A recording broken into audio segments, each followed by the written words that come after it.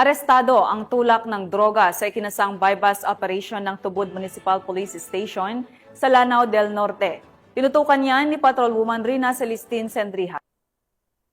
Isang lalaki sa ikinasang bypass operation sa Purok 7, Poblasyon Tubod, Lanao del Norte. Ang naturang operasyon ay pinangunahan ng Tubod Municipal Police Station, Provincial Intelligence Unit at Provincial Drug Enforcement Unit. Kinilala ng mga otoridad ang suspect na si alias Rodel, 31 anyos at residente ng Purok 4, Poblasyon Tubod, Lanao del Norte. Nakumpiska mula sa suspect ang 3 gramo ng hinihinalang shabu na may standard drug price na 20,400 pesos at iba pang mga drug paraphernalia. Nasa kustodiya na ng Tubod Municipal Police Station ang suspect at mahaharap sa kasong paglabag sa Republic Act 9165 o Comprehensive Dangerous Drugs Act of 2002. Mula dito sa Camp Capistrano sa Cagayan de Oro City, ako yung Police News Network Correspondent, Patrolwoman Rina Celestine Sendriha, alagad ng batas, tagataguyod ng balita, Police.